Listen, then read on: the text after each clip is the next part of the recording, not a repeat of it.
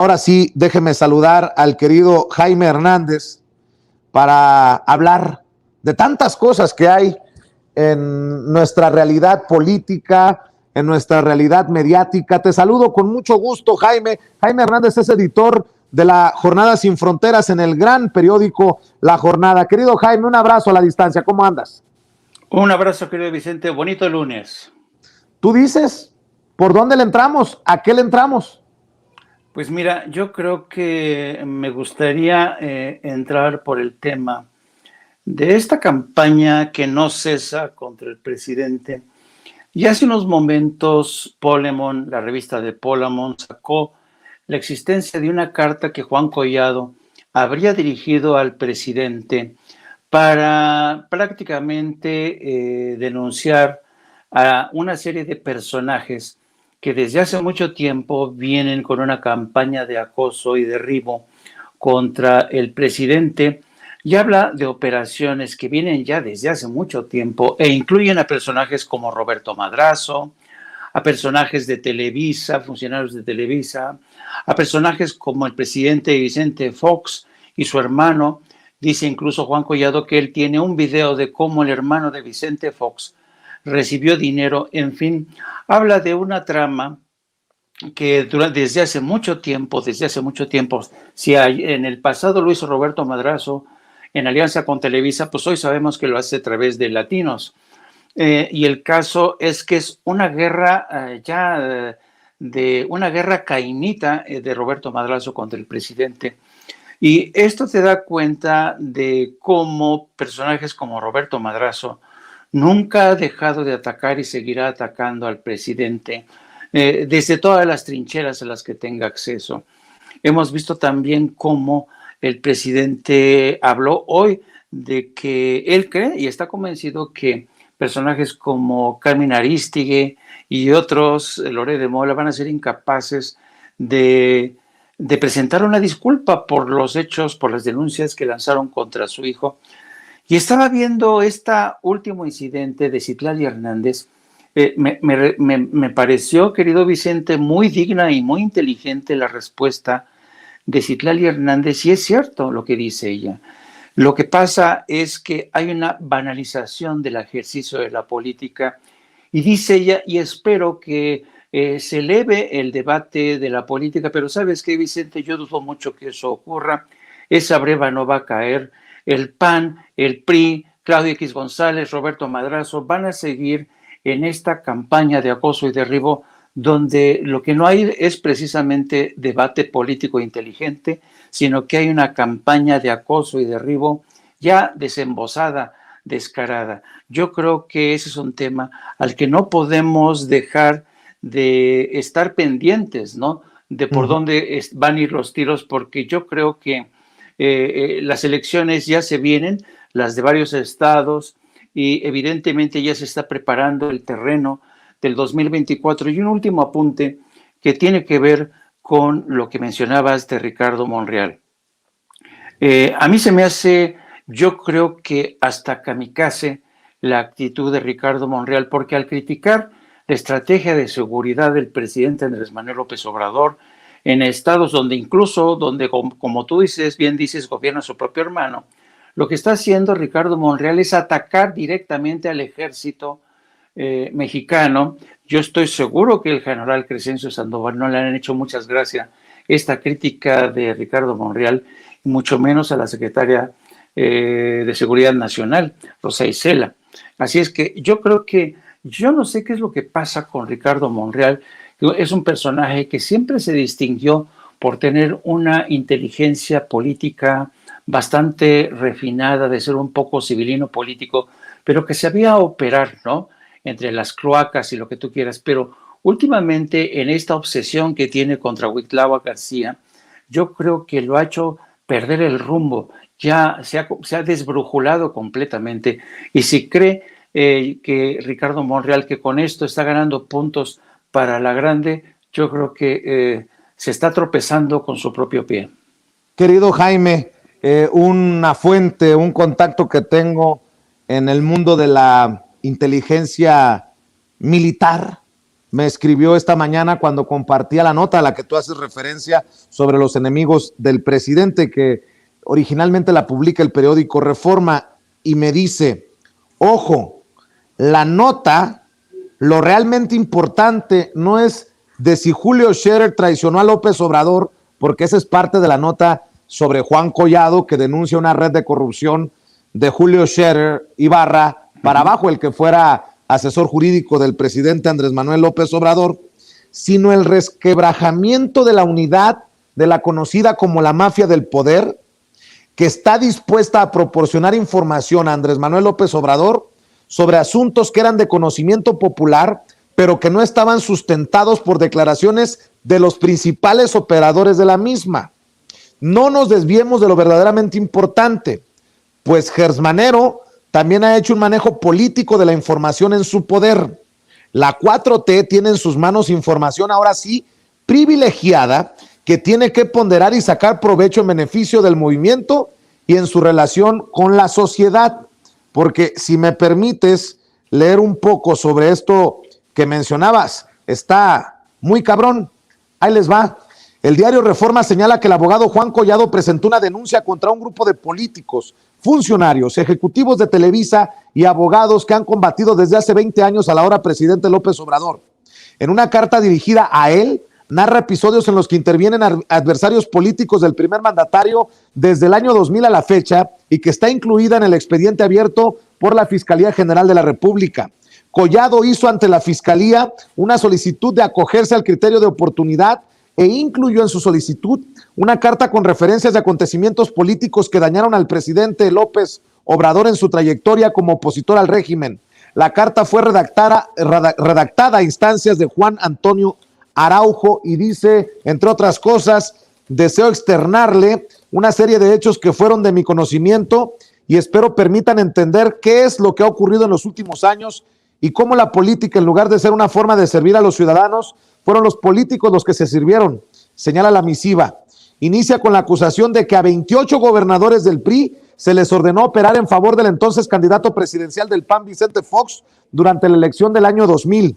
Sobre los videoescándalos de 2004 en los que aparecen René Bejarano y Carlos Imas, entonces colaboradores de López Obrador, narra la implicación del ex candidato presidencial del PAN, Diego Fernández de Ceballos, conocido en el bajo mundo de las malditas y benditas redes sociales y del panismo como el jefe Diego. También se afirma que el empresario argentino-mexicano Carlos Ahumada tiene un video de una entrega de dinero a un hermano de Fox. En otro apartado titulado Elección de Estado se denuncia que el entonces vicepresidente de Televisa, Alejandro Quintero Íñiguez, operó contra López Obrador durante la campaña de 2006 y para apoyar al candidato presidencial del PRI, Roberto Madrazo. El texto también apunta contra Humberto Castillejos, quien fuera el Julio Scherer Ibarra en el sexenio de Peña Nieto, por haber gestionado en 2004 y 2005 el desafuero de López Obrador. Después, como consejero jurídico de la presidencia, mire lo que estaba diciendo, del priista Enrique Peña Nieto, montó un mecanismo de extorsión en el que el entonces director de la Unidad de Inteligencia Financiera, Alberto Basbás, bloqueaba cuentas y luego el abogado Diego Ruiz Durán las descongelaba. La entonces esposa de Peña Nieto, Angélica Rivera, también salió relacionada en la carta denuncia de Collado, en donde se le señala de presionar para que se otorgaran contratos a familiares y amigos y obtener moches de más de 1,000 millones de pesos y transferir los recursos ilícitos a un fideicomiso en Estados Unidos a nombre de su hermano Manuel Rivera. También se asegura que exigió una concesión de radio para su amiga Rosaura Enkel. Pues la gaviota nos salió sopilotona, mi querido Jaime Hernández, y vaya desmadre que se está armando, porque de esta manera Juan Collado, el que tuvo en la boda de su hija a Julio Iglesias y sentado ahí a ministros de la Suprema Corte de Justicia de la Nación, a secretarios del gabinete de Peña Nieto, al mismísimo Peña Nieto, parece que nos va a cantar, y más entonado y más bonito que el propio Emilio Lozoya Austin. Lo que dura la lealtad entre bandidos, querido Vicente, y nosotros que también creíamos que Angélica Rivera, la gaviota, había sido una blanca paloma, que había sido víctima de todas las marrullerías de Enrique Peña Nieto, que ella no hacía nada, que había sufrido mucho.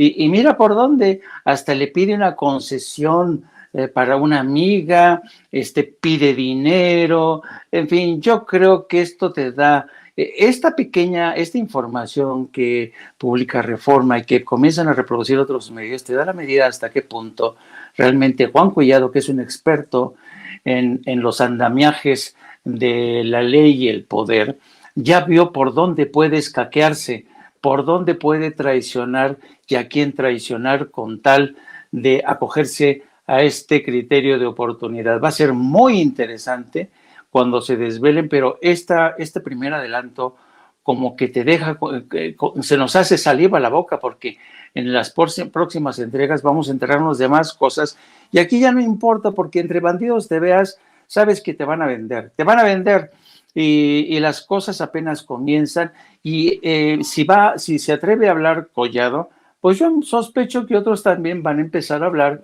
van a ser como esos carruajes del viejo oeste que se ponían en círculo y se comenzaban a disparar unos a otros, ¿no? Y al final terminaban todos muertos. Va a ser fascinante, querido Vicente. Oye, y para cerrar, querido Jaime, así el nivel de la oposición o de los que odian a López Obrador, se encendieron los colores rojo, azul y blanco, que son, por cierto, también coincidentemente los colores de la bandera de Rusia en varios edificios de la capital mexicana.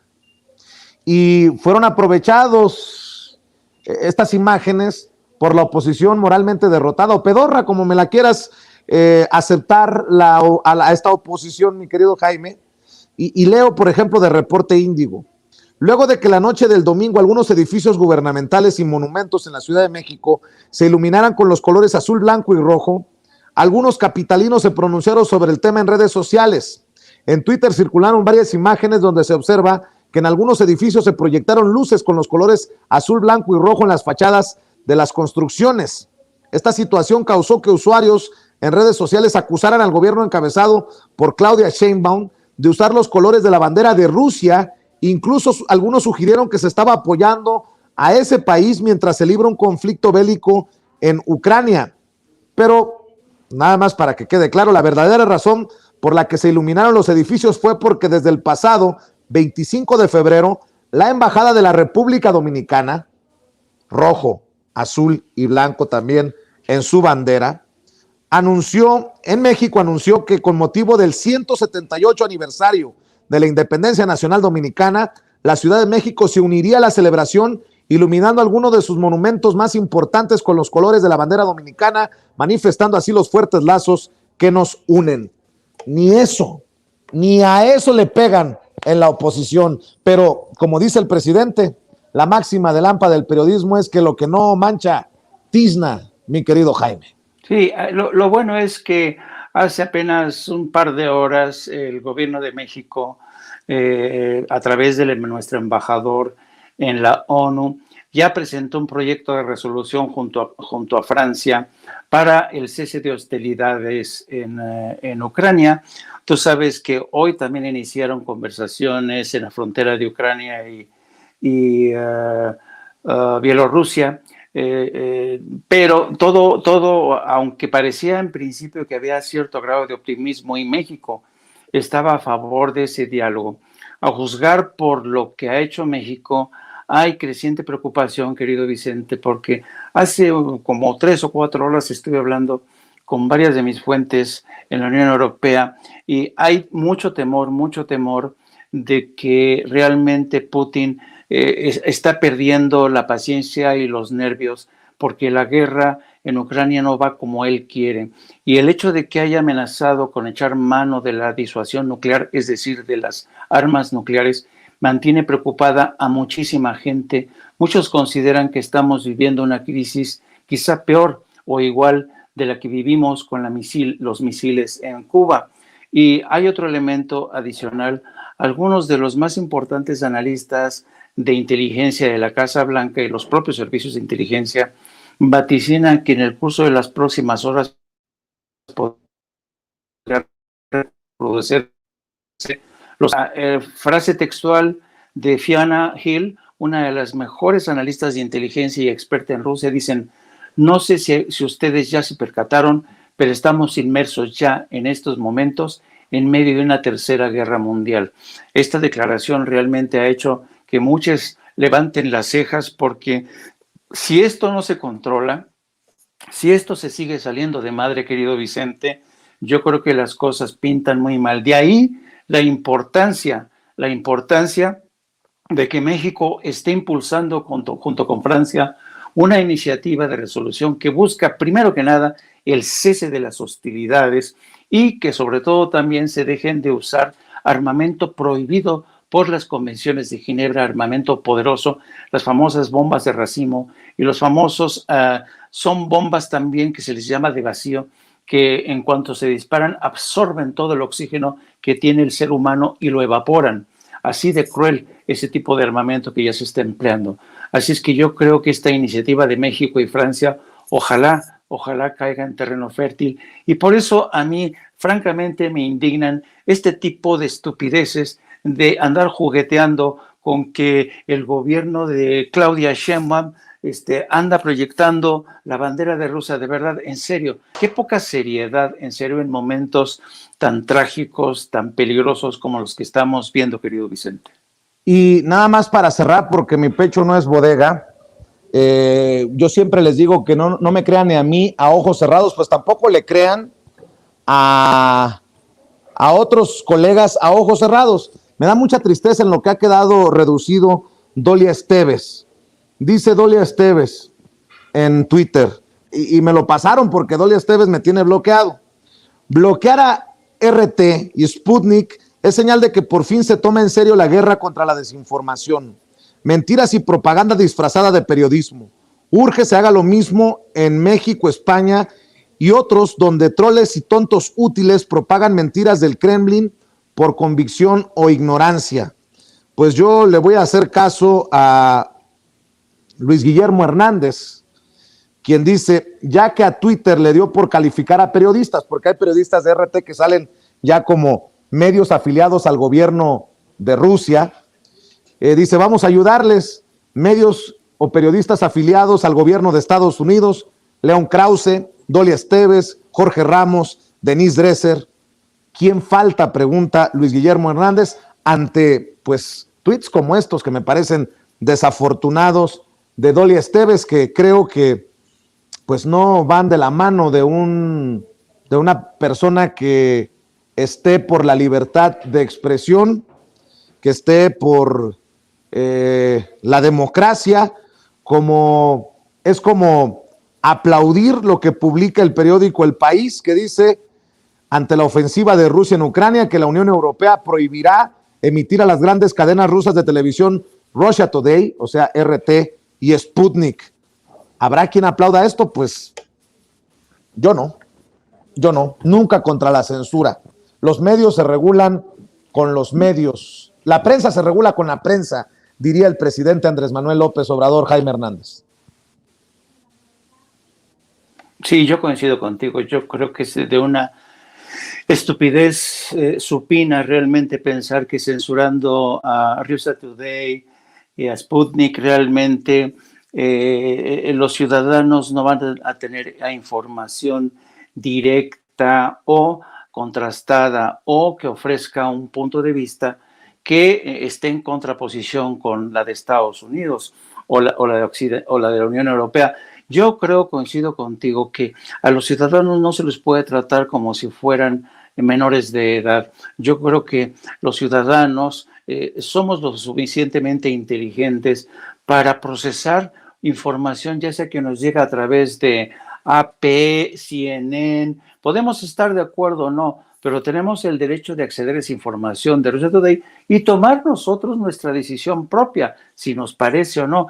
Pero yo creo que censurar de esta forma estos medios no es una buena noticia, porque yo creo que incluso resulta contraproducente porque les quitas a los ciudadanos información que ellos pueden cotejar, ¿no? Sobre todo en momentos como los que estamos viviendo hoy.